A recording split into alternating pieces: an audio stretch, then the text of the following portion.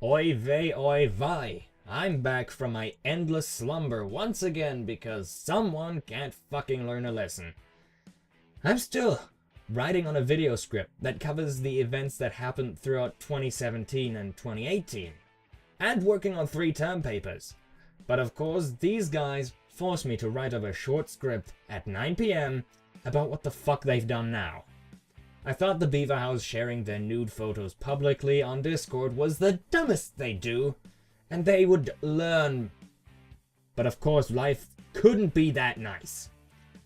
As much as I want to say I admire them for their perseverance and contributions, the beaverhouse's butt munchers have been involved in another Bionicle-related breakthrough in brainlessness. And that is disregarding their semi-bot Twitter account that endorses the owner's political beliefs and claims to represent an entire LEGO IP that it really doesn't, and doesn't even do well. Here's a hint. If you want some free likes right now, change your nickname on Twitter to Bionicle, and the bot will shower you in likes. Which ironically isn't even run by the biggest lol cow in the group, as her avatar would want you to believe.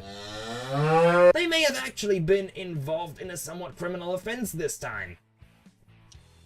We all know of the BioMedia project, I presume. Now, to those who don't, it's a site that hosts Bionicle media as a sort of archive, from the old Flash games to serials and those crusty JPEGs you could set as your desktop wallpaper back in the beginning of the millennium. The hook? Most of it is simply rehosted media that was freely available on LEGO's website. The images were free to download. You could even get CryoShell and the All-American Rejects on MP3 for free via the download page. And yes, the Piraka rap as well. Flash games were free to play in the browser, or downloadable like the Matanui online game. Childhood. You could even get cool Unity games like Glatorian Arena. And even the serials were published for not a dime.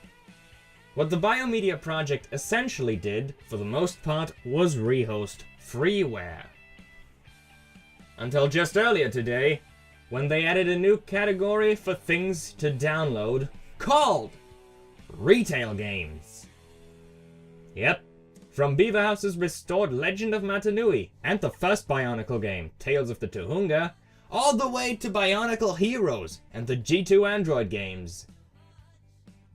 I know people will bring up the excuse of, but they have been sold in retail for years! But that doesn't make it legal! And I want to make this clear. You probably pirated some games.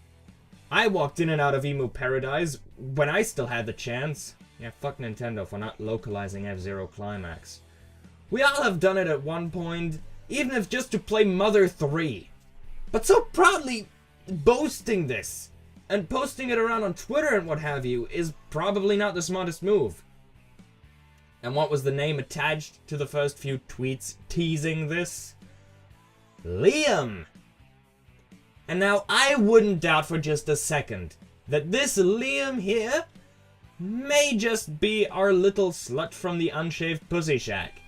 In which case he's responsible for threatening the safety of a very substantial archive of good Bionicle shit like sound effects or images, or even more grey things like music from those games they released and the contents of those CD-ROMs from cereal boxes.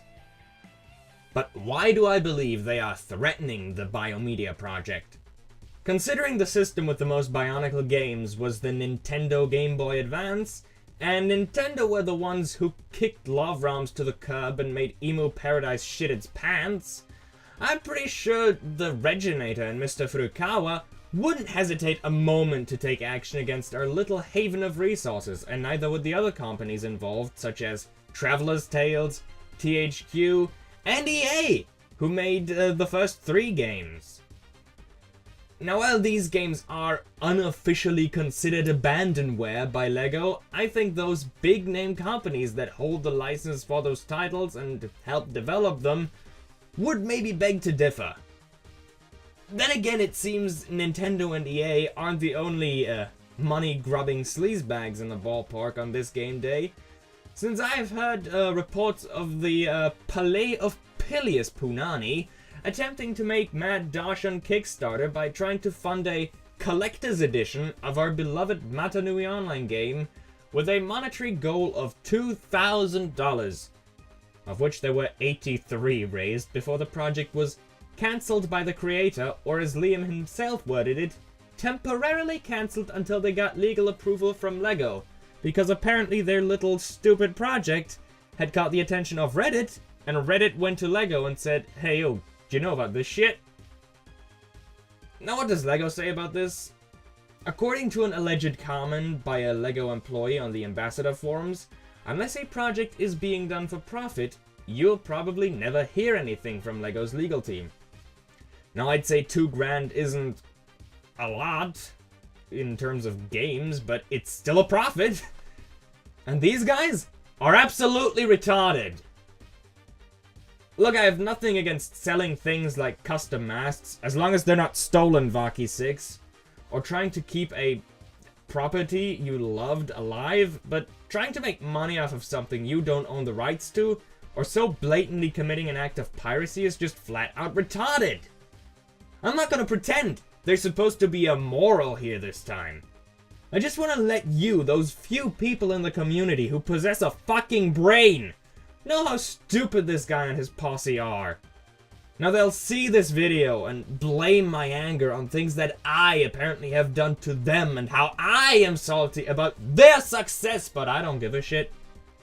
I don't need to hear the opinion of a hypersexual mongoloid who doesn't know where to draw a line on what is good and legal and what's absolutely stupid. Fucking hell, these guys managed to get me to make another video. And that means something. And not something good. I'm sick of seeing Liam do dumb shit, but I'm afraid that this lolcow hasn't stopped lactating just yet.